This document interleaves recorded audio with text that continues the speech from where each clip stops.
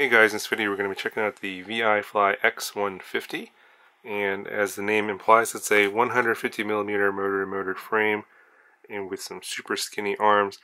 And when I first was told that I was going to be sent this, I thought this was going to be a 3-inch micro, because typically sizes in the 140-150 range are going to be 3 inches, but this turns out to be a 4-inch drone, not a micro size, although it has a lot of micro parts on here. Very lightweight, and I'll get into that in a little bit.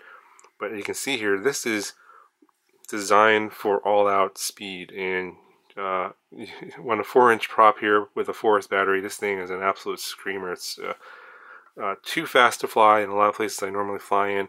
I wasn't expecting it to get a 4-inch racer here, but this is a 4-inch racer, and if you put a pretty good 4S battery on this thing, you're going to be able to compete with 5-inch racers on this particular frame, because it's so light, and with the skinny arms it's just cutting through the air so fast that this thing picks up speed very quickly. So I'll go over the parts here real quick here. So this comes with 1406 3300 kV motors. The props are Dal T4045 props, and we have a electronic stack here that's pretty custom. I don't believe you can get these kind of parts off the shelf.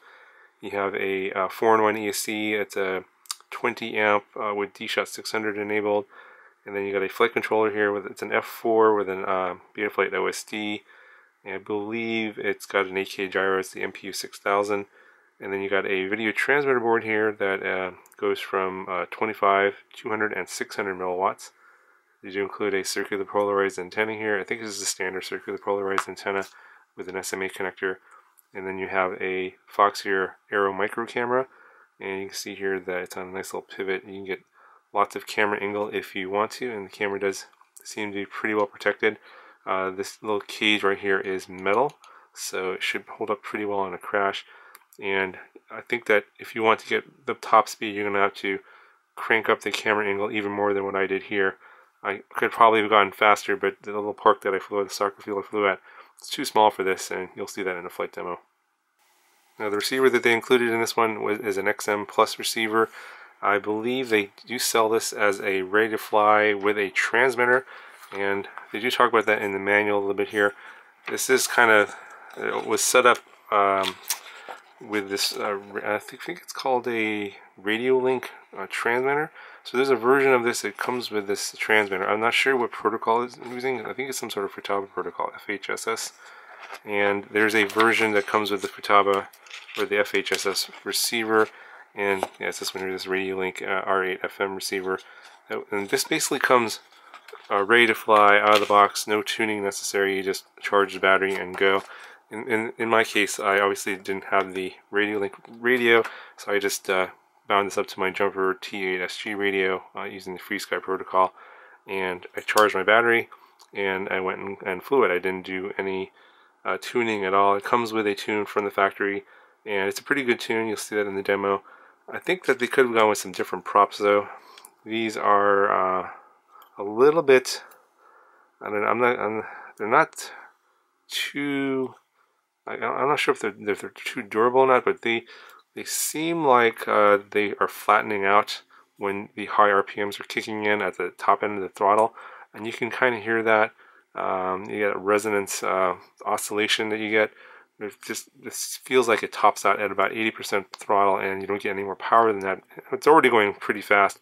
I think that the prop is spinning so quick at that point, the blade is flattening out. So they might want to consider going to a prop that's a little bit more stiff, like one of the Cyclone props in the 4-inch size. Unfortunately, I don't have anything that size, and I decided to go with what was provided with the frame. And it's a good prop. I think that though, that for this setup on 4S, they should probably consider going to a different prop. If you do 3S on this, you're probably not going to have that problem where the blade is flattening out at the top end of the throttle. Okay, so the total weight of this without the battery is coming in at 178 grams. Now, as I mentioned before, the frame is designed for speed, but the arms are pretty thick. They're measuring them at 4.6 millimeters in terms of thickness up and down here. In terms of the width here, it's about 6.5 millimeters, so it's a very skinny arm. But I think that even in a crash, it should hold up pretty well.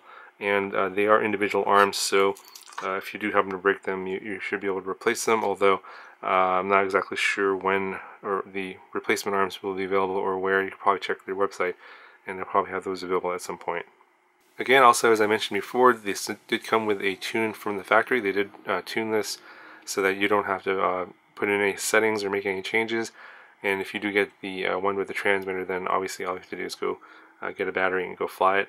I flew this with a 4S650 battery, and I'll put a link to the battery I used in the description. It comes with an XT30 connector here, so you'll need a battery that uses an XT30 or some sort of an adapter. I thought that this was a really fast flyer. It flew really well. I thought the tune was good, very controllable, felt locked in. So if you're looking for something of this size and the 4-inch size and just wanted to go and charge a battery and go fly it, I'd recommend this model. That's a pretty good model for those of you guys that don't want to deal with the tuning hassles. Anyway, I'll go ahead and I'll show you the flight demo. Let me know if you have any questions, and I'll talk to you guys in the next video.